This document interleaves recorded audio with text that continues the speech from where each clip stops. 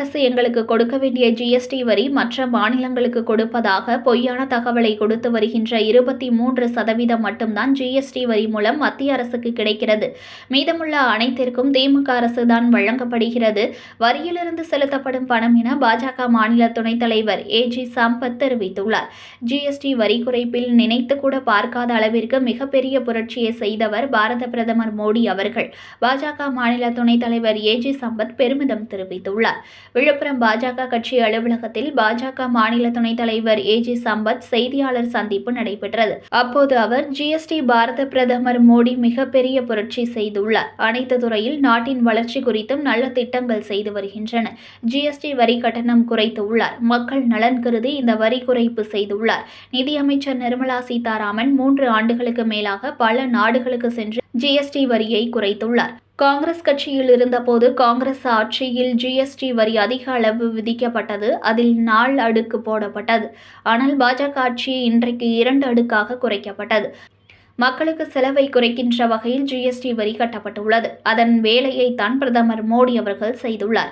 28% இருந்த வரி விலக்கு தற்பொழுது 18%, 5% குறைக்கப்பட்டுள்ளது. பாஜக ஆட்சியில் தற்பொழுது பல பொருட்களுக்கு ஜிஎஸ்டி வரி குறைக்கப்பட்டுள்ளது. 140 கோடி மக்களின் செலவுகளில் வரியை குறைத்துள்ளது பாஜக அரசு என்றார். இந்த ஜிஎஸ்டி வரி குறைப்பு மூலமாக வேலைவாய்ப்பு அதிகரித்துள்ளது. பிரதமர் மோடி நவம்பர் மாதத்தில் ஜிஎஸ்டி வரி குறைப்பு வரும் என அறிவித்த நிலையில் தற்போது அவர் தீபாவளி பரிசு விரைவில் அறிவிக்கப்படும் என்று சொன்னார்கள். அடிப்படையில் தற்போது ஜிஎஸ்டி வரி குறைப்பு தீபாவளிக்கு முன்பு அறிவிக்கப்பட்டதாக அவர் தெரிவித்தார். வீட்டிற்கு 5% வரி, லாபம் பார்க்கின்ற விற்பனைக்கு 18% வரிகள் ஏற்பட்டுள்ளது. 99 வகையான பொருட்களுக்கு முன்னதாக 18% வரி போடப்பட்டன. தற்பொழுது அது 5% போடப்பட்டுள்ளது. மக்கள் மத்தியில் ஒரு கடமை வரி கட்ட வேண்டும் என்பதற்கு ஒரு எடுத்துக்காட்டாக தற்பொழுது இந்த வரி குறிப்பு செய்யப்பட்டுள்ளது. பல சங்கங்கள் சென்று நிர்மலா சீதாராமன் அவர்களுக்கு வரி குறைப்பு பேசியதை தொடர்பாக வரி குறைக்கப்பட்டுள்ளது. 350 பொருட்களுக்கு வரி குறைக்கப்பட்டுள்ளது. இந்தியாவை வளர்ச்சி நாடாக ஆக்குவதற்கு இந்த வரி குறைப்பு செய்யப்பட்டுள்ளது. வரி சலுகை கொடுத்தவுடன் விலைவாசி பற்றி குறித்து பல வகை வைத்து உத்தரவிடப்பட்டுள்ளது. 23% மட்டும்தான் ஜிஎஸ்டி வரியில் எடுத்துக்கொள்கிறது மத்திய அரசு. மீதமுள்ள மாநில அரசு எடுத்துக்கொள்கிறது. 23% மட்டும்தான் ஜிஎஸ்டி வரியில் எடுத்துக்கொள்கிறது மத்திய அரசு. மீதமுள்ள மாநில அரசு எடுத்துக்கொள்கிறது ஜிஎஸ்டி வரி பணத்தை என்றார். திமுக அரசு எங்களுக்கு கொடுக்க வேண்டிய ஜிஎஸ்டி வரி மற்ற மாநிலங்களுக்கு கொடுப்பதாக பொய்யான தகவலை கொடுத்து வருகின்றனர். மத்திய அரசு ஜிஎஸ்டி வரிகள் 23% வாங்குவதை உள்கட்டமைப்பு செய்வதற்கும், நெடுஞ்சாலை சாலை அமைப்பதற்கும், விமான நிலையங்களை இரட்டிப்பு ஆக்குவதற்கும் இந்த பணம் செலவு செய்யப்படுகிறது. அது மட்டுமல்லாமல் மெட்ரோ பணிகள், மக்கள் தேவைக்காக இந்த பணத்தை செலவு பண்ணுகிறோம்.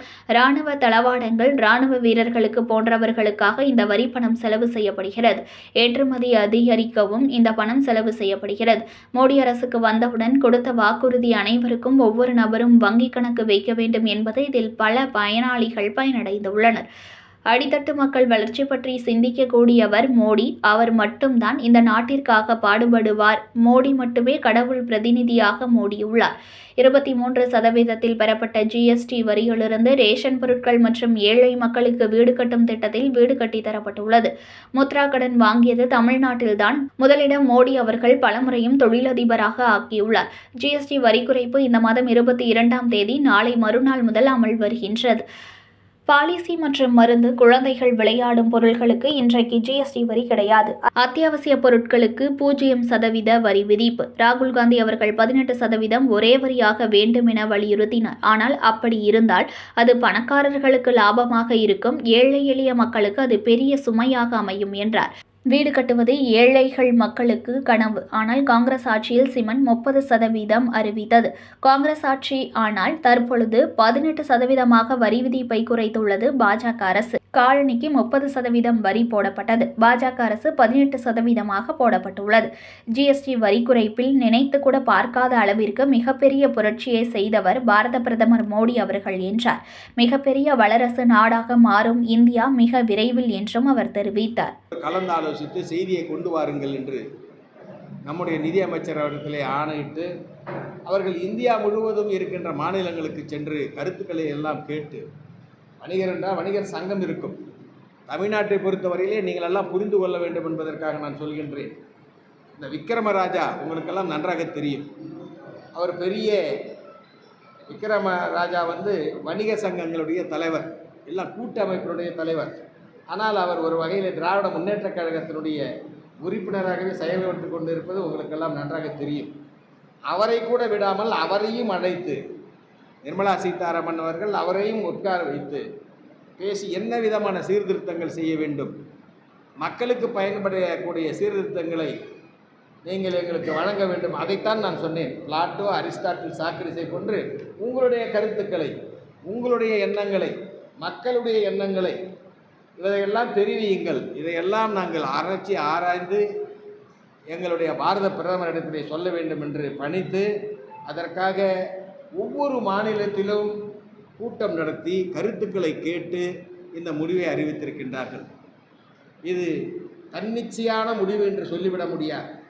நம்முடைய பாரத பிரதமர் மிகவும் சிந்தித்து அனைத்து தரப்பு மக்களையும், இண்டஸ்ட்ரியலிஸ்டாக இருந்தாலும், வணிகர்களாக இருந்தாலும், வியாபாரிகளாக இருந்தாலும், சிறு குறு தொழில் செய்கின்றவர்களாக இருந்தாலும், விவசாயிகளாக இருந்தாலும், மீனவர்களாக இருந்தாலும், மாணவர்களாக இருந்தாலும், இளைஞர்களாக இருந்தாலும், மகளிராக இருந்தாலும், அனைத்து பிரிவிடத்திலும் கருத்துக்களை கேட்டு பொதுவாக இந்தியாவிலே வாழ்கின்ற மக்களின் நலன் கருதி உருவாக்கப்பட்டது தான் இந்த ஜிஎஸ்டி. இன்றைக்கு மக்களிடத்திலே வருகை வர இருக்கிறது. இந்த ஜிஎஸ்டியை பொறுத்தவரையில் சொல்ல வேண்டும் என்று சொன்னால், காங்கிரஸ்காரங்க காட்சியில் மல்டிபிள் டேக்ஸ் உங்களுக்கெல்லாம் நல்லா தெரியும். நின்னா வரி, உக்காந்தா வரி, என்னென்ன வரி போட முடியுமோ, மறைமுக வரி, நேர்முக வரி, அப்புறம் என்ட்ரன்ஸ் டேக்ஸு, இது எல்லாத்துக்கு மேலே வேட்டுன்னு ஒன்று போட்டாங்க. Value added tax, VAT. இந்த டேக்ஸ் எல்லாம் போட்டு ஜனங்க ஐயோ இதோட விட்டாங்களா திகைக்கக்கூடிய அளவிற்கு, அது ஒரு யூனிஃபார்மிட்டியே கிடையாது, என்ன ஒன்றா செய்யலான்ற அளவிற்கு டேக்ஸ்ன்னு போட்டு, அதுலேயும் மத்திய அரசு 4 விதமான டேக்ஸை போட்டாங்க. 4 அடுக்காக இருந்தது. 4 அடுக்காக இல்லை, மல்டிபிள் டேக்ஸ். மத்திய அரசு காங்கிரஸ்காரன் கட்சியில். பாரதிய ஜனதா கட்சி ஆட்சிக்கு வந்தவுடன் 1917 இந்த ஜிஎஸ்டி அறிமுகமாகும் போது 4 அடுக்காக இருந்தது. 4 அடுக்குன்னா 5%, 12%, 18%, 28%, 4 அடுக்காக இருந்தது 1917. இன்றைக்கு அந்த 4 அதில் எந்த அளவுக்கு மக்களுக்கு பெனிஃபிட் கிடைச்சிருக்குன்ற அலசி ஆராய்ந்து பார்த்து நம்முடைய நிதியமைச்சர் அவர்களும் நம்மளை இவ்வளோ கிண்டல் அடிச்சிருக்காரு சிதம்பரம், ஆகையினால் விட்டுடக்கூடாதுன்றதுக்காக சிந்தித்து பார்த்து பாரத பிரதமரோடு கலந்து பேசி அந்த 4 அடுக்காய் என்றதை அபாலிஷ் பண்ணிட்டாங்க சார். இல்லை, இனிமேட்டு 2 அடுக்கு தான். 2 அடுக்கு என்று சொன்னால் 1 5, 1 18. சில அத்தியாவசிய தேவைகளுக்கு வரியே கிடையாது. வரி கிடையாதுன்றது சப்ஜெக்டில் வராது. வரி என்று சொன்னால் இன்றைக்கி 2 தான். 5% போடலாம், 18% போடலாம். நீங்கள் வேறு எந்த இதுவும் போட முடியாது. ஒரு சரக்கு வருதுன்னா பாண்டிச்சேரியில் நிறுத்தி எங்கள் பேப்பர்லாம் எடு, அதை எடு, இதை எடு, நீ அங்கே இருக்கிற டேக்ஸ் கட்டிட்டியா, அங்கே இருக்கிற டேக்ஸ் கட்டிட்டியான்னு அந்த சரக்கு எடுத்தாரவங்கள மிகப்பெரிய தொல்லைக்கு உருவாக்கி அவங்கக்கிட்ட வாங்க வேண்டியதெல்லாம் வாங்கிக்கிட்டு போன்னு சொல்லிடுவாங்க. இப்போ அப்படிலாம் கிடையாது. அது என்ட்ரன்ஸ் டேக்ஸ்ன்னாங்க. அதை நான் தான் சொன்னேன், மல்டிபிள் டேக்ஸ் அப்போலாம். இப்போ அந்த என்ட்ரன்ஸ் டேக்ஸ்லாம் கிடையாது. ஒரு 5% இல்லைன்னா 18%. இது எந்தெந்த பொருள்களுக்கு 5, எந்தெந்த பொருளுக்கு 18, எந்தெந்த பொருளுக்கு வரியே இல்லை. அதுதான் இப்போத்திய ஜிஎஸ்டி. அதை தான் நான் சொல்கிறேன். இது சீர்திருத்தம் என்று சொல்வதை விட மிகப்பெரிய புரட்சி என்று சொல்லலாம். அதை விரிவாக விளக்கணுன்னாக்கா, அவங்க கவர்மெண்ட்டுக்கு கொடுத்துருக்கிற ரிஃபார்ம்ஸ் ரிப்போர்ட் வந்து கிட்டத்தட்ட 10 பக்கத்துக்கு இருக்குது. ஒவ்வொரு பொருளுக்கும் கொடுத்துருக்குறாங்க. அதையெல்லாம் பேசி கொண்டு இருப்பதற்கு நேரமில்லை. நீங்கள் எல்லாம் புரிந்து கொள்ள வேண்டும் என்பதற்காக நான் சொல்கின்றேன். இது வந்து மக்களுக்கு செலவை குறைக்கிறாங்க சார். மக்களுக்கு செலவை குறைக்கின்ற அந்த வேலையைத்தான் மோடி செஞ்சுருக்கிறார். இதன் மூலமாக மக்களிடத்திலே பணம் மிஞ்சும். அந்த அளவிற்கு ஒரு மிகப்பெரிய புரட்சியை கொடுத்திருக்கின்றார்கள். அதாவது சொல்ல வேண்டும் என்று சொன்னால், 28% இருந்த வரி விகிதம் 18ஆகவும் 5ஆகவும் குறைக்கப்பட்டு இருக்கின்றது. பல்வேறு பொருட்களுக்கு வரி விலக்கு அளிக்கப்பட்டு இருக்கின்றது. இதனால் என்னன்னு கேட்டிங்கனாக்கா, உதாரணத்துக்கு நான் சொல்கிறேன், நம்ம நாட்டில் நெசவாளர்கள் அதிகமாக இருக்கிறாங்க. பவானியில் ஜமக்காலம்லாம் செய்கிறாங்க இல்லையா, அந்த ஜமக்காலம் முன்னாடி இருந்த விலைக்கு இப்போ இருந்த விலைக்கு நீங்கள் பார்த்தீங்கன்னா பாதி கூட கிடையாது. 28% இருந்தது, இப்போ 5%. மக்களுடைய அடிப்படை தேவை அது. பெட்ஷீட்டாக இருந்தாலும் போர்வையாக இருந்தாலும் ஏழை மக்களுக்கு பயன்படக்கூடிய ஒன்று. கம்பளிலாம் வடநாட்டிலேருந்து வருது. இங்கே நம்ம நாட்டில் தமிழ்நாட்டில் தயார் பண்ணக்கூடிய, அதாவது பவானி ஜமக்காலம், இந்த குழந்தைங்கள்லாம் விளையாடுற பொருள், தேங்காய் நாரில் இது மாதிரிலாம் உற்பத்தி செய்கிற பொருள்லாம் 5% போட்டு கிட்டத்தட்ட 140 கோடி மக்களின் செலவுகளை குறைத்திருக்கின்ற பெருமை நம்முடைய பாரத பிரதமர் மோடி அவர்களை சாரும். இதை நீங்கள் குறிப்பாக குறித்து கொள்ள வேண்டும். முதல்ல செலவினங்களை குறைக்கின்றாரு. செலவினங்களை குறைக்கின்ற பொழுது பர்ச்சேசிங் கெப்பாசிட்டி அதிகமாகும். போய் 1 கிலோ வாங்கிறதுக்கு போகிறவன், ஐயோ இவ்வளோ விலை குறைஞ்சிடுச்சா, 1.5 கிலோ வாங்குவோம், 2 கிலோ வாங்குவோம். அந்த பர்ச்சேசிங் கெப்பாசிட்டி அதிகமாகும். பர்ச்சேசிங் கெப்பாசிட்டி அதிகமாச்சுனாக்கா உற்பத்தி கெப்பாசிட்டி அதிகமாகும். உற்பத்தி கெப்பாசிட்டி அதிகமாச்சுனாக்கா ஒரு 10,000 பேருக்கு வேலை கிடைக்கும். இது ஒரு செயின் பெனிஃபிட் இது. எனவே தான் இன்றைக்கு வரி குறைப்பின் மூலமாக வேலை வாய்ப்பு கொடுத்திருக்கின்றார்கள். மக்களை வாழ வைப்பதற்கு பல்வேறு முயற்சிகளை எடுத்திருக்கின்றார்கள். அதை இன்றைக்கு முதல்ல என்ன செஞ்சாங்கன்னு கேட்டிங்கனாக்கா, நவம்பர் மாதம் 1ஆம் தேதி வரும் இந்த சீர்திருத்தம்னு முதல்ல கவர்மெண்ட் ஆஃப் இந்தியா முதல்ல அறிவிச்சது. நவம்பர் மாதம் 1ஆம் தேதி வரணும்னு. அதுக்கு பிறகு மோடி சுதந்திர தினத்தில் பேசினார் இல்லையா, அப்போ அருமையாக சொன்னார், உங்களுக்கு தீபாவளி பரிசாக நான் சில இதெல்லாம் தரப்போகிறேன், அது தீபாவளி பரிசு உங்களுக்கு மகிழ்ச்சியை தரும்னு மோடி அறிவித்தார். ஆக தீபாவளிக்கு ஒரு 2 நாளைக்கு முன்னாடியோ 5 நாளைக்கு முன்னாடியோ அது அறிவிப்புன்னு தான் இருந்தாங்க. ஆனால் உங்களுக்கு வடக்கில் வெஸ்ட் பெங்கால், உத்தரப்பிரதேசம் அங்கெல்லாம் நவராத்திரி பண்டிகை ரொம்ப ஃபேமஸ். நவராத்திரி பண்டிகை தீபாவளியை விட அங்கே அதிகமாக செய்வாங்க. எனவே இந்த மாதம் 22ஆம் தேதியே அதை அமுலுக்கு கொண்டு வந்திருக்கின்றார்கள் நண்பர்களே. இந்த மாதத்தில் இருந்தே, உதாரணத்துக்கு ஒரு பண்டிகை வருதுன்னாக்கா, நீங்கள்லாம் குடும்பத்தில் இருக்கிற தனக்கோ தன்னுடைய மனைவிக்கோ குழந்தை குட்டிக்கெல்லாம் போய் துணி எடுப்பீங்க, தின்பண்டம் வாங்குவீங்க, படைக்கிறதுக்கு தேவையானதெல்லாம் செய்வீங்க. எல்லாமே இப்பொழுது பல பொருட்களுக்கு வரியே கிடையாது. சில பொருட்களுக்கு 5%, வீட்டு உபயோகப் பொருட்களுக்கு 5% தான். கமர்ஷியலாக லாபம் பார்க்கின்ற பொருளுக்கு மட்டும்தான் 18% டேக்ஸ். இதை விட இந்த மிகப்பெரிய புரட்சியை உருவாக்க முடியாது என்று நான் நம்புகின்றேன். இதில் என்னன்னு கேட்டிங்கனாக்கா, 18% இருந்த 99 பொருள்களுக்கு 5% ஆக்கியிருக்கார். 18% ஏற்கனவே 2017 18% இருந்த பொருட்களுக்கு 99% பொருட்களுக்கு 5% தான் வீட்டு உபயோகப் பொருட்களுக்கு. கமர்ஷியலாக ஒரு பொருளை உருவாக்கி அதை விற்கிறாங்க இல்லையா, அவங்களுக்கு மட்டும்தான் 18 டேக்ஸ் போட்டிருக்காங்க. இப்படி மிகப்பெரிய புரட்சியை செய்திருக்கின்றார்கள். அதே போல் இன்றைக்கி இன்கம் டேக்ஸ் எடுத்துக்கிட்டிங்கனாக்கா, அது மிகப்பெரிய சீர்திருத்தம். இன்கம் டேக்ஸை பொறுத்த வரைக்கும் இன்கம் டேக்ஸ் எல்லாம் கட்டியிருப்பீங்கன்னு நினைக்கிறேன். மார்ச்சோடு முடிஞ்சு போச்சு. அதுக்கப்புறம் எல்லோரும் அப்பீல் வச்சதுனால செப்டம்பர் 30ஆம் தேதி வரைக்கும் ஆக்கினாங்க. இப்போ செப்டம்பர் 30க்கு பிறகு ஃபைன் போட்டு பெனல்ட்டி போட்டு டிசம்பர் வரைக்கும் கட்டலான்ற மாதிரி வச்சுருக்கிறாங்க. இதையெல்லாம் இந்த மாற்றங்களுடைய விளைவு.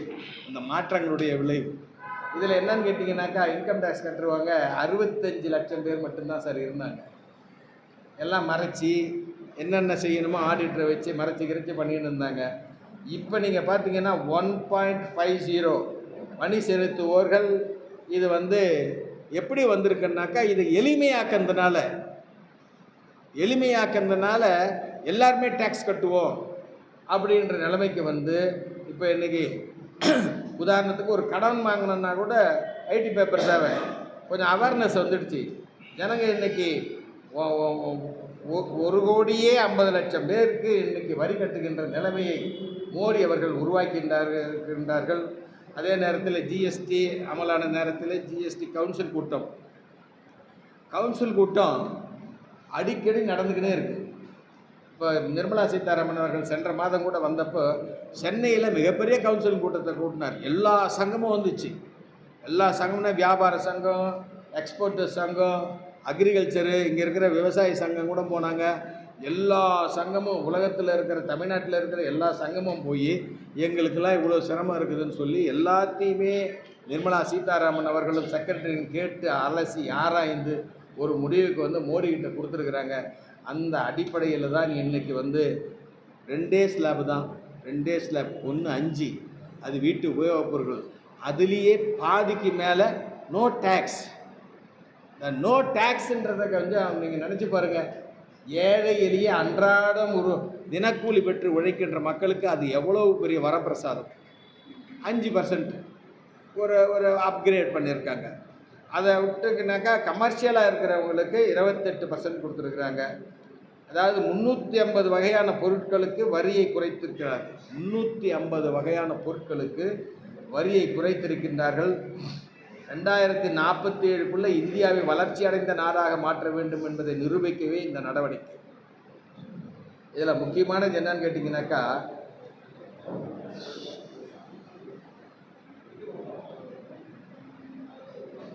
இப்போ இன்கம் டேக்ஸில் பாருங்கள், ஏற்கனவே காங்கிரஸ்காரங்க காலத்தில் வந்து இன்கம் டேக்ஸ் வந்து 5 லட்சம் தான் கொடுத்துருந்தாங்க. மோடி ஆட்சிக்கு வந்த பிறகு இன்கம் டேக்ஸ் விரிவதற்கு 5 7 ஆக்கினார், 7 10 ஆக்கினார். இன்றைக்கி 12 ஆக்கியிருக்காரு. நீ டேக்ஸ் கட்ட வேணாம், 12 லட்சம் தான் உனக்கு ஆண்டு வருமானம். 12 லட்சம் தான்னாக்கா ஒரு மாதத்திற்கு 50,000 நீ சம்பாதிக்கிறனாக்கா ஆண்டுக்கு வந்து 12 லட்சம் வந்துடும். அவங்க 12 லட்சம் ஒரு மாதத்துக்கு 1 லட்சம்னாக்கா ஆண்டுக்கு வந்து 12 லட்சம் வரும். அந்த அளவுக்கு வரி இன்றைக்கி டேக்ஸ் வந்து ரிலீஃப் கொடுத்துருக்கார் மோடி. இது வந்து என்னென்னாக்கா சாதாரண நடுத்தர மக்களுக்கு ஒரு மிகப்பெரிய, அதாவது என்ன சொல்கிறது, அவங்க மனசில் இருக்கிறது, ஐயோ நம்ம இவ்வளோ சம்பாதிக்கிறோம், இவ்வளோ கஷ்டப்பட்டு சம்பாதிக்கிறோம், நம்ம குழந்தைங்களை படிக்க வைக்கணும், போகணும் வரணுன்றதுக்கு அப்பாற்பட்டு அவங்க 30% டேக்ஸ் கட்டணும், 20% டேக்ஸ் கட்டணுன்றப்ப அழுதுனே தான் கட்டுவான். ஆகையினால் அதிலேருந்து இன்றைக்கு விலக்கு கொடுத்துருப்பவர் நம்முடைய மோடி அவர்கள். அதை மறந்து விடக்கூடாது. இன்றைக்கு வர்த்தகத்தில் இன்றைக்கு பார்த்தீங்கன்னாக்கா முன்னெல்லாம் அப்படி கிடையாது. இப்போ வந்து எல்லா வணிகர்களும் கடைக்கு முன்னாடி போர்டு வைக்கணுன்றதை கட்டாயமாக்கியிருக்காங்க. இந்த வரி சலுகை கொடுத்த பொழுதே வணிகர்களுடைய கடையில் 1 கிலோ சர்க்கரை என்ன விலை, 1 கிலோ இது என்ன விலை, இது என்ன விலைன்றதை கம்பல்சரியாக போர்டு வைக்கணும்னு அதுக்குள்ளார கொண்டு வந்திருக்கிறாங்க நண்பர்களே. இன்றைக்கி இதை எடுத்துக்கிட்டிங்கனாக்கா இந்த டேக்ஸ், இந்த குறைந்த டேக்ஸ் இன்றைக்கி கேட்டிங்கனாக்கா எல்லாம் சொல்கிறாங்க. இன்றைக்கி திமுக அரசு ஒரு ப்ரெஸ் மீட்டை வச்சாங்கனாக்கா எங்களுக்கு தர வேண்டிய ஜிஎஸ்டியை ரிலீஸ் பண்ண மாட்டாங்க சொல்கிறாங்களா இல்லையா? அதெல்லாம் நிறுத்தவே முடியாது யாராலையும். அதுக்கு நிறுத்தறதுக்கும் பாரத பிரதமருக்கோ அல்லது நிதியமைச்சருக்கோ எந்த விதமான அதிகாரமும் கிடையாது. எல்லா ஸ்டேட்டில் இருக்கிற நிதித்துறை செயலாளர்கள் அந்த ஜிஎஸ்டி கவுன்சிலுடைய மெம்பர்ஸ். அமைச்சரும் மெம்பர், முதல் மந்திரி கிடையாது. நிதித்துறை அமைச்சர் மெம்பர், செக்ரட்டரி மெம்பர், இவங்களுக்கெல்லாம் என்னென்ன இருக்குது போது வருதுன்னு கேட்டு 23% தான் மத்திய அரசு எடுத்துக்குது ஜிஎஸ்டியில் வர்றத. சார் இதெல்லாம் கொஞ்சம் தயவு செஞ்சு எழுதுங்க சார்.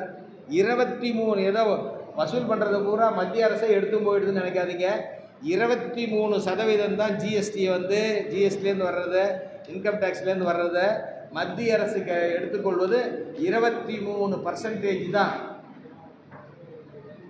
மீதி பூரா ஸ்டேட் கவர்மெண்ட்டுக்கு தான் வருது.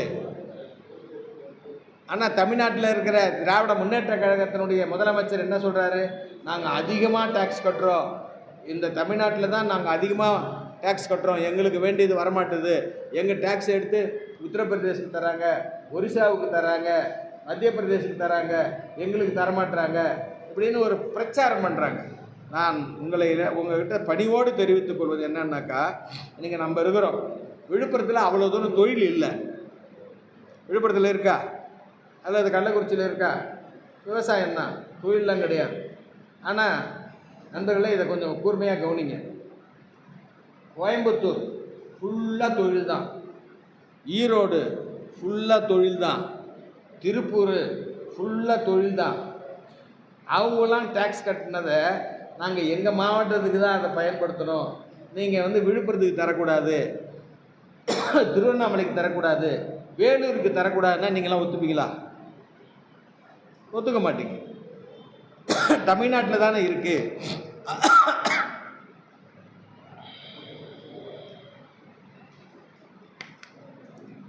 ஆகையினால தமிழ்நாட்டில் இருக்கிற கோயம்புத்தூரில் டேக்ஸ் கட்டினாலும் சரி, திருப்பூரில் டேக்ஸ் கட்டினாலும் சரி, அல்லது ஈரோட்டில் டேக்ஸ் கட்டினாலும் எல்லா மாவட்டங்களும் சரிசமமாக பிரித்து கொடுக்கறத போல் இந்தியாவில் இருக்கிற தமிழ்நாடு அல்லது மகாராஷ்டிரா அல்லது வெஸ்ட் பெங்கால் இங்கெல்லாம் அதிகமாக டேக்ஸ் கட்டுறாங்க. இந்த 4-5 ஸ்டேட்டில் தான் சார் அதிகமாக டேக்ஸ் கட்டுவாங்க. மற்ற டேக்ஸ் இல்லை, மற்றெல்லாம் ஒன்றும் இப்போ மணிப்பூர் அது இதெல்லாம் இருக்குது இல்லைங்களா, அங்கெல்லாம் ஒரு பெரிய வருமானமே கிடையாது. ஆனால் பிரித்து கொடுக்கும் பொழுது கொஞ்சம் தேவைக்கு ஏற்ப தான் அப்படி இப்படி பிரித்து கொடுப்பாங்க. 23% தான் மத்திய அரசு எடுத்துக்குது, மீதியை ஃபுல்லாக ஸ்டேட் பாடிக்கு தான் தராங்க. இதை நிறுத்திட்டாங்க, எங்களுக்கு வர வேண்டியதெல்லாம் வரலன்னு சொல்கிறது மிகப்பெரிய தவறு. அதை நீங்கள் எல்லாம் ஏற்றுக்கொள்ளக்கூடாது என்பதற்காகத்தான் இந்த விளக்கம். இதோடு மட்டுமல்ல நண்பர்களே, இந்த 23% வாங்குகிறோம், மத்திய அரசு வாங்குறது 23% தான் வாங்குகிறோம். இதில் என்னென்ன செய்கிறாங்கன்றதை நீங்கள் கொஞ்சம் நினச்சி பாருங்கள், தயவு செஞ்சு நினச்சி பாருங்கள்.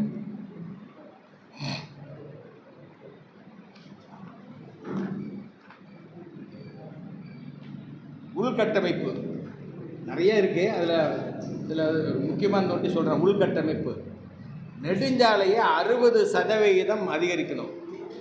10 வருஷத்துக்கு முன்னாடி, அதாவது வாஜ்பாய் கவர்மெண்ட்டில் தான் தங்க நாற்கர சாலைன்னு ஆரம்பித்தாங்க ஃபஸ்ட்டே.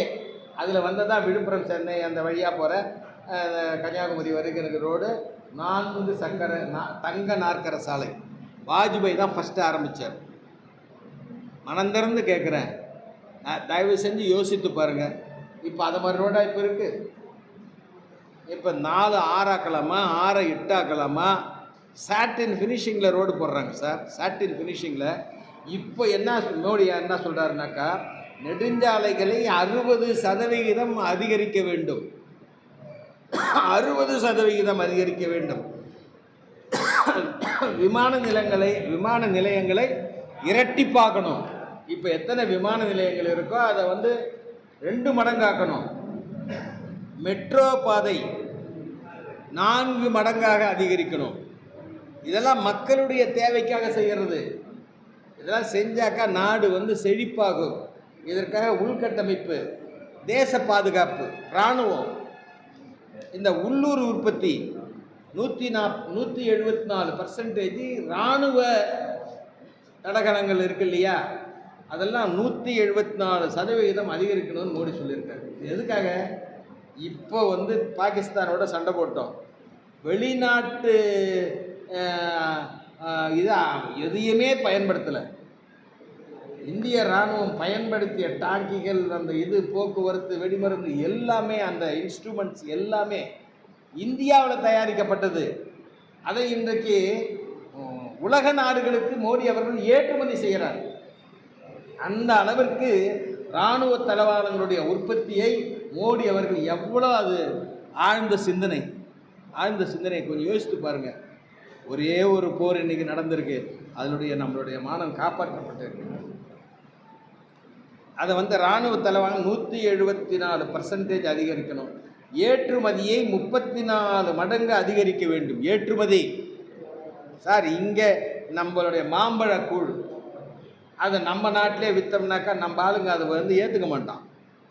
அதை வெளிநாட்டுக்கு ஏற்றுமதி பண்ணி பாருங்கள். இன்றைக்கி இந்த தமிழ்நாட்டிலே மாம்பழக்கூழ் உற்பத்தி ஆன பிறகு மாம்பழம் சந்தையில் விற்கிறதே குறைஞ்சி போச்சு சார். மாம்பழங்கள் அதாவது நல்ல ஜாதி பழங்கள்லாம் விற்கும், மல்கோவா விற்கும், இமாம் பசந்த் விற்கும், இதெல்லாம் விற்கும். அதுக்கு கீழே இருக்கிற நீலம்பழமோ ஒட்டுப்பழமோ அது பழம் விற்கிறது கிடையாது. இந்த மாம்பழ கூழ் வெளிநாட்டுக்கு ஏற்றுமதி பண்ணுறது வந்த பிறகு சந்தையிலேயே மாம்பழம் நல்லா யோசித்து பாருங்கண்ணே. அதுதான் ஏற்றுமதிக்கு இருக்கிற மரியாதையே. இன்றைக்கு ஏற்றுமதி மூலமாக நம்மளுக்கு வந்துச்சுன்னா டாலர்ஸ் நம்மளுக்கு கிடைக்கும். உள்நாட்டிலே வியாபாரம் பண்ணால் அவ்வளவு கிடைக்காது. ஆகையினால் ஏற்றுமதியை அதிகரிக்க வேண்டும் என்று சொல்லியிருக்கின்றார்கள். இன்றைக்கி தயவு செஞ்சு சிந்திச்சு பாருங்கள், மோடி வந்த உடனே என்ன செஞ்சார்? இங்கே இருக்கிறவங்க எல்லாரையுமே கேட்குறேன், மோடி வந்த உடனே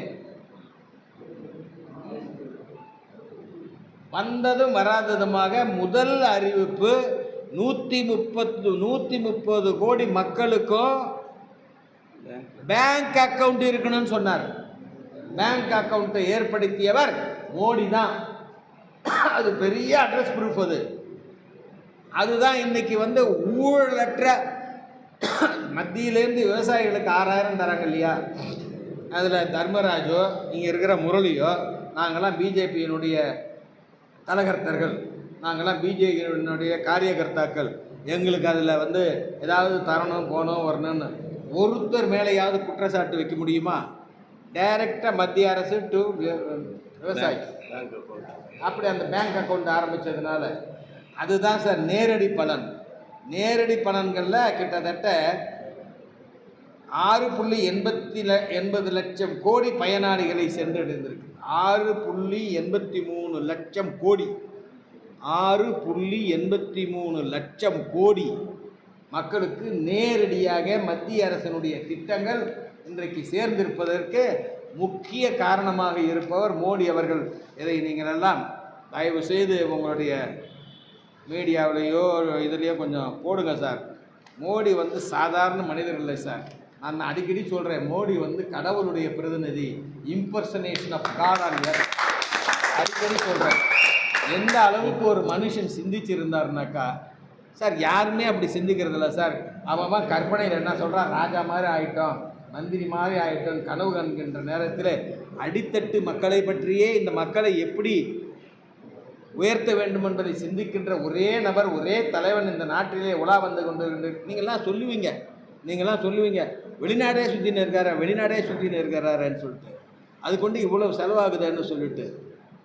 இன்றைக்கி சொல்கிறேன் சார், பல பேருக்கு தெரியாது நண்பர்களே. இன்றைக்கி சொல்கிறேன், ஒரு நாட்டினுடைய பிரதமர் இங்கே பிரதமரை இந்தியாவுக்கு வராருன்னு வச்சுக்கோங்க, அவர் மட்டும் தனியாக வர்றது கிடையாது. கிட்டத்தட்ட 500 பேர் வருவான். அவருடைய பாதுகாப்புக்கு, அவருக்கு சாப்பாட்டுக்கு, அவர் தங்குற இடத்துக்கு 500 பேர் ஒரு மாதத்துக்கு முன்னாடியே இறங்கி எல்லாத்தையும் நேரடியாக பார்த்து அந்த நாட்டினுடைய தலைவன் எங்கே வரப்போகிறான், எப்படி வரப்போகிறான், என்ன திட்டங்கள் கொண்டு வந்திருக்கான், அது இந்தியாவுக்கு பயன்படுமான்றதெல்லாம் பயன்படுவான் சார். உண்மையே சொல்கிறேன் சார், இந்த France, Germany, Russia, America, London போன்ற வல்லரசு நாடுகள், அந்த நாட்டினுடைய தலைவர்கள் இங்கே வந்தான்னாக்கா அவன் டாய்லெட்டை கூட பேக் பண்ணி எடுத்து விடுவான் சார். காலையில் போகிறாங்கல்ல மலம், அதை கூட இந்த நாட்டில் விட்டு போக மாட்டான். அதை கூட விட்டுட்டு போக மாட்டான். அதை கூட ஒரு பாலித்தீன் ஷீட்டில் போட்டு எடுத்துன்னு அவன் நாட்டுக்கு போயிடுவான். ஏன்னா அதை வச்சு ஏதாவது அந்த அதிபருக்கு ஏதாவது செய்யலாமான்றதை யோசிப்பாங்க. அதை வச்சு டிஎன்ஏ என்னன்னு கண்டுபிடிப்பாங்க. அதை வச்சு அவர் என்ன உணவு சாப்பிட்றார் அதை கண்டுபிடிப்பாங்க. அவர் என்ன உணவு எடுத்துக்கிறாருன்றது கூட இந்த உலகத்துக்கே தெரியாது சார். இப்படி இல்லாமல் தான் இந்த தலைவர்களுடைய இந்தியாவுக்கு வரதா இருந்தாலும் வெளிநாட்டுக்கு போகிறதா இருந்தாலும் தலைவர்களுடைய வருகை இன்றைக்கு இருக்கின்றது. நம்ம மோடி அவர்களுடைய வெளிநாட்டு பயணத்தை பற்றி நீங்கள் எல்லாம் எந்த விதத்திலையும் சாதாரணமாக எடுத்துக்கொள்ளக்கூடாது நண்பர்களே. இந்த நாட்டிற்காக உழைக்கின்ற ஒரே தலைவன் இன்றைக்கு யாருன்னு கேட்டால், நான் கூட நினச்சேன், ஐயோ இவங்களாம் செத்து விட்டாங்களே அப்படின்னு நினச்சேன். இன்றைக்கி என் பார்வையில் மோடி கடவுளுடைய பிரதிநிதி, கடவுளுடைய அது என்ன சொல்கிறது, அம்பாசிடர் அவர் தான். கடவுளுடைய பிரதிநிதியாக மோடி இருக்கின்றார் என்னுடைய பார்வைக்கு நண்பர்களே. ஆக இன்றைக்கி இந்த 23% எடுத்து தான் சார் ரேஷன் பொருள்லாம் போடுறாங்க. இந்த 23% தான் 3.8 கோடி வீடுகளை கட்டி கொடுத்துருக்கிறாரு. அதாவது இன்றைக்கி ஸ்டார்ட் அப் தொடக்க நிறுவனங்கள் 350 தான் சார் இருந்தது. வெறும் 350 தான் இருந்தது ஸ்டார்ட் அப். இன்றைக்கி 1.5 லட்சம். சாதாரணம் கிடையாது. இன்றைக்கி ஒருத்தவனுக்கு 10 லட்ச ரூபா முத்ரா கடன் கொடுத்து நீ இந்த தொழில் செய்டா, ஒரு அச்சகம் ஆரம்பிடா, அல்லது வேறு ஏதாவது ஒன்று செய்டான்னாக்கா அவனுக்கு புதுசாக அவனுக்கு செஞ்ச முத்ரா கடனால் 32 லட்சம் கோடிக்கு மேலே முத்ரா கடன். இன்றைக்கி சொல்கிறேன் சார், முத்ரா கடன் வாங்கினதில் தமிழ்நாடு தான் அதிகம், தமிழ்நாடு தான் ஃபஸ்ட்டு. அவ்வளவு தொழிலதிபர்களை மோடி அவர்கள் உருவாக்கி இருக்கின்றார்கள். தமிழ்நாடு தான் முதலிடத்தில் இருக்கின்றது முத்ரா கடனில். இப்படி பெரிய சீர்திருத்தங்கள்லாம் இதோடு மட்டுமல்ல, எம்எஸ்எம்இனா உங்களுக்கு நல்லா தெரியும். அடித்தட்டு மக்களுக்கு சில பேருக்கு தெரியும், சில பேருக்குலாம் தெரியாது. Micro small medium enterprises, micro small medium enterprises, அதாவது சிறு குறு நடுத்தர தொழில் நிறுவனம். சின்ன சின்னதாக ஒருத்தன் ஆரம்பிக்கிறான்னு வச்சுக்கோங்க, ஒரு 5 லட்சம் 10 லட்சத்தில் ஒன்று ஆரம்பிக்கிறான்னாக்கா அவனுக்கு உதவி செய்கிறதுக்காக அதையும் சிந்தித்து மோடி அவர்கள் இன்றைக்கு அதற்கும் வழிவகுத்து கொண்டிருக்கின்றார்கள். அதை பற்றி இந்த புதிய ஜிஎஸ்டியில் சொல்லியிருக்கிறாங்க. இப்படி சொல்லிக்கொண்டே போகலாம். இதை இந்த மாதம் இந்த ஜிஎஸ்டியினுடைய பெனிஃபிட்ஸ் இது வரைக்கும் இன்ட்ரடியூஸ் ஆகலை. இந்த மாதம் 22லேருந்து ஆக போகுது. நீங்கள் பாருங்கள், அதுக்கு பிறகு நீங்கள் தீபாவளிக்கு வாங்குகிற பொருள் எல்லாமே ஒரு கண்ட்ரோல்டு ப்ரைஸில் தான் வரப்போகுது. ஒரு மீட்டர் துணி 150 ரூபா இருந்ததுனாக்கா ஒரு மீட்டர் துணி இனி 100 ரூபா கீழே தான் வரும். அப்படி சாதாரண மக்கள், நடுத்தர மக்களை எல்லாம் மகிழ்விப்பதற்காக இந்த திட்டங்களை கொண்டு வந்திருக்கின்றார்கள். அன்றாடம் தேவைப்படும் மளிகை பொருள்கள் முன்னெல்லாம் போட்டான்னா இந்த கம்ப்யூட்டரில் பில் போட்டு அடித்து எடுத்தான்னாக்கா டேக்ஸ் ஜிஎஸ்டின்னு போட்டாங்கன்னாக்கா 18% போடுவாங்க சார். 18% போடுவாங்க. போட்டு இந்த டேக்ஸு என்னங்க இந்த பொருளுக்கு இவ்வளோ தானே வாங்கியிருக்கேன், டேக்ஸ் அவ்வளோமா சொன்னாங்களா இல்லையா? இன்றைக்கி ஏப்பா கொஞ்சம் அமைதியாக இருங்கப்பா, யோ நீலாம் ஐடி பொருளையா வாய் அப்படி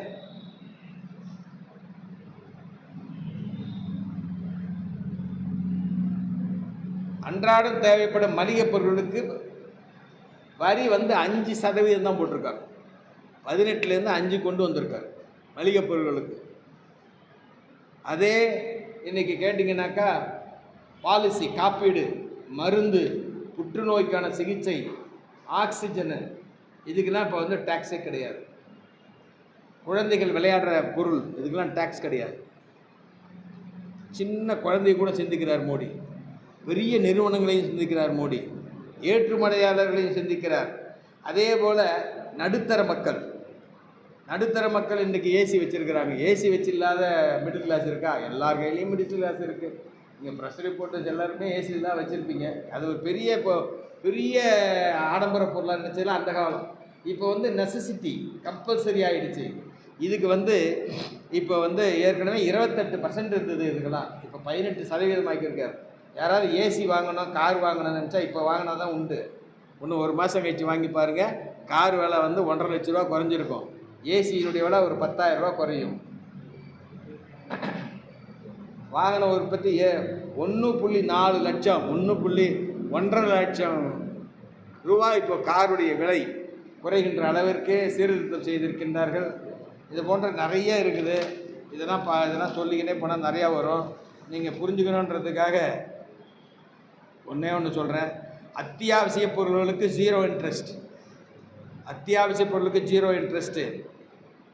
கொஞ்சம் ஆடம்பர பொருளாக இருக்கிறதுக்கு வீட்டுக்கு தேவையான பவுடர் அது இதுக்கெல்லாம் வாங்குறாங்க இல்லையா, அதுக்கு 5% அதிகமாகலாம் கிடையாது. இதை மாதிரிலாம் பண்ணியிருக்கிறாங்க. இதில் என்னன்னு கேட்டாக்கா, முன்ன ராகுல் காந்தி என்ன சொன்னார், மல்டிபிள் டேக்ஸும் வேணாம், ஜிஎஸ்டியும் வேண்டாம், நான் சொல்கிறேன் 18% ஒரே டேக்ஸாக போடுங்க. இது பாஜகவினுடைய கேள்வி. காங்கிரஸ்காரர்களுக்கு பாஜக விடுத்திருக்கின்ற சவால். 18% ஒரே வரியாக விதிக்க வேண்டும் என்று ராகுல் காந்தியினுடைய யோசனை.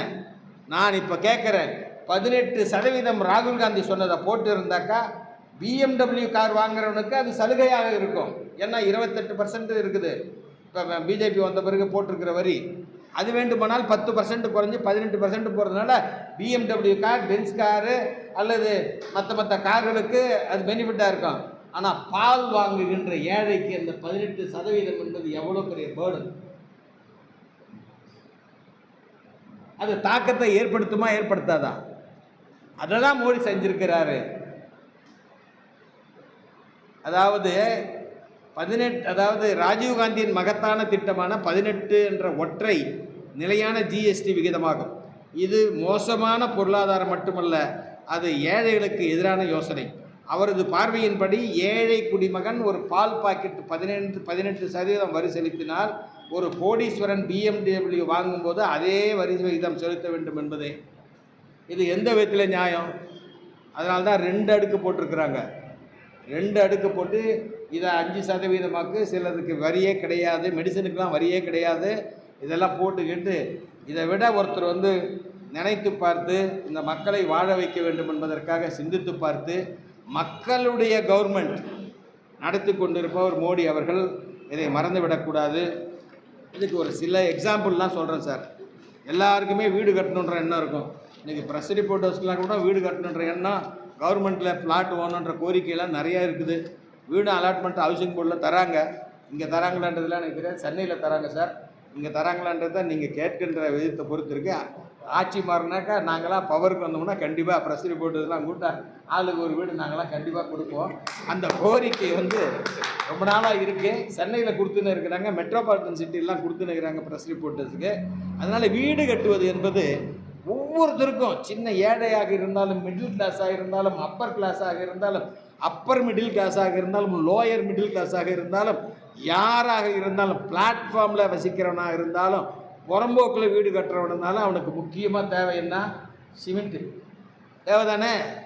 அந்த சிமெண்ட்டுக்கு காங்கிரஸ் ஆட்சியிலே 30% வழி, மல்டிபிள் டேக்ஸ். 4 ஸ்லாப் அவங்களுக்கு இல்லை. 4 ஸ்லாப் முதல்ல வந்தது என்டிஏ கவர்மெண்ட்டு. 30% சிமெண்ட்டுக்கு 30% வரி விகித்தது காங்கிரஸ் சர்க்கார்.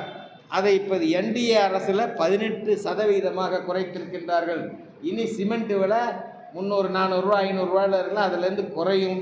அதே மாதிரி சானிட்டரி நாப்கின், பெண்கள் உபயோகிக்கிறாங்க இல்லையா, சானிட்டரி நாப்கின், அது எவ்வளோ முக்கியன்றது உங்களுக்கு தெரியும்.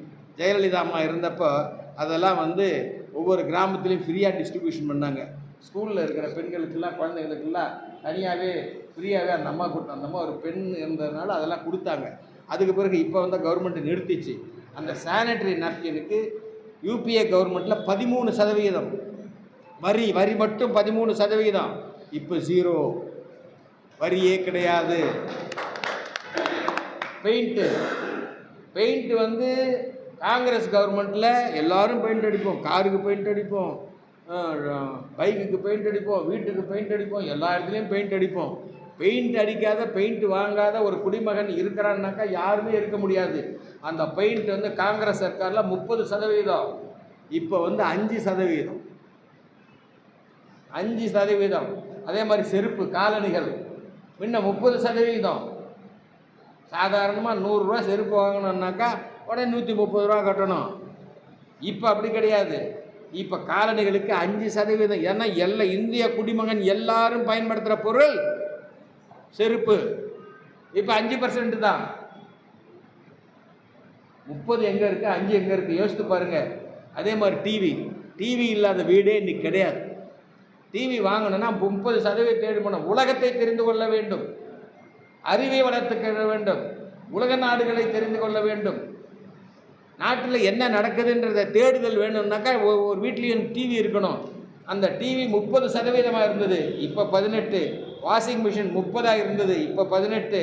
உணவகங்கள், இட்லி, தோசை, போக்குவரத்துலாம் முன்னாடி வாங்கினாக்கா டேக்ஸ் போட்டாக்கா 21% இருந்தது, இப்போ 5%.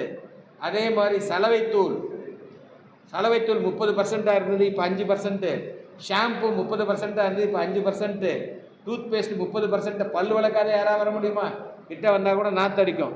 இன்னும் 30% இருந்தது, இப்போ 5%. காப்பித்தூள் 30, இப்போ 5. டூத் பேஸ்ட் முன்ன 30, இப்போ 5. மினரல் வாட்டர் இப்போ 28, இப்போ 5. அழகு சாதனை பொருட்கள் 30, இப்போ 5. உரம், யூரியா, விவசாயிகளுக்கு கிடைக்க வேண்டிய யூரியா, இந்த உரம்லாம் முன்ன 12%, இப்போ 5. இனிப்பு வகைகள் 18% இருந்து இப்போ 5%. பிளைவுட் 30, இப்போ 5. துப்புரவு பொருட்கள், சானிட்டரி வேர் முன்ன 30%, இப்போ 18. நினைத்து கூட பார்க்க முடியாத மிகப்பெரிய புரட்சியை செய்தவர் நம்முடைய பாரத பிரதமர் மோடி அவர்கள். இதை மனதிலே வைத்து கொள்ள வேண்டும். இன்னும் நிறைய இருக்குது, இதெல்லாம் நாங்கள் பார்க்கணுன்னாக்கா இன்னும் இதாகும். இப்பயே நம்மளுடைய ப்ரெஸ் ரிப்போர்ட்டர்ஸ் 10 பேர் என்னையே பார்த்துன்னு இருக்கிறீங்க. உங்களை அதிக நேரம் நான் காக்க வைக்க விரும்பலை. இந்த ஒரே ஒரு இதுக்கு சொல்லிடுறேன். இந்த பாருங்கள், இதை பாருங்கள். இன்றைக்கி கார் விளம்பரம் இந்த மாருதி கம்பெனி போட்டிருக்கான். மாருதி கம்பெனி இன்றைக்கி 22 அறிவிக்க போகிறாங்கன்னு தெரிஞ்சு இன்றைக்கே போட்டான். மாருதி கம்பெனிக்காரன் எந்தெந்த காருக்கு என்னென்ன விலை குறிப்புன்னு. ஒன்று, இதுலேயே அவன் என்ன சொல்கிறான்னாக்கா தப்பு தப்பாக போட்டிருக்கான். என்னென்னா ரிடக்ஷன் இன் ப்ரைஸ் வந்து 1,29,000, அப்போ 60,000 அவன் தரானா. 1,80,000 இந்த டேக்ஸ் ஜிஎஸ்டியால் வந்த பெனிஃபிட்டு. பைக் வச்சுருந்தவங்களாம் இனிமேட்டு போய் கார் வாங்கலாம். அந்த அளவுக்கு பெனிஃபிட் கொடுத்தது நம்முடைய மோடி சர்க்கார், மறந்து விடக்கூடாது. அதே போல் தான் இன்றைக்கி பார்த்தீங்கன்னாக்கா ஸ்கோடா கார், நான் வந்து ஆதாரத்தோடு பேசுகிறேன். இன்னி பேப்பர் சார் இது, தினமலை ரிப்போர்ட்டர் யார்? அங்கே இருக்கிற அண்ணன், உங்கள் பேப்பர் தானே இது? உங்கள் பேப்பரில் கொடுத்த விளம்பரம் தானே இது? ஸ்கோடா கார் எவ்வளோ கொடுத்துருக்கான் பாருங்கள், எல்லாம் 1.5 லட்சம் 2 லட்சம். நாங்கள் சொல்கிறது பொய் இல்லை, உண்மையை சொல்கிறோம். இந்த ஜிஎஸ்டியை மிகப்பெரிய ரெவல்யூஷன், மிகப்பெரிய புரட்சியை ஏற்படுத்தி இருக்கவர் நம்முடைய பாரத பிரதமர் மோடி அவர்கள். அவருடைய கடந்த 15ஆம் தேதி அவருக்கு பிறந்த நாள். இந்த ஜிஎஸ்டி செய்தியாளர்கள் சந்திப்பின் மூலமாக மோடி அவர்கள் பல்லாண்டு வாழ வேண்டும், பல்லாண்டு வாழ வேண்டும் என்று வாழ்த்துகிறோம். அது மட்டுமல்ல நண்பர்களே, ஏழைகளை வாழ வைப்பவர் மோடி, விவசாயிகளை இந்த ஜிஎஸ்டியின் மூலமாக வாழ வைப்பவர் மோடி, நெசவாளர்களை வாழ வைப்பவர் மோடி, மாணவர்களுக்கு பென்சில் ஸ்லேட்டு போக்குவரத்துலாம் இருக்கு இல்லைங்களா, எல்லாமே நோ டேக்ஸ். பென்சிலு, இந்த பல்பும் பென்சிலு நோ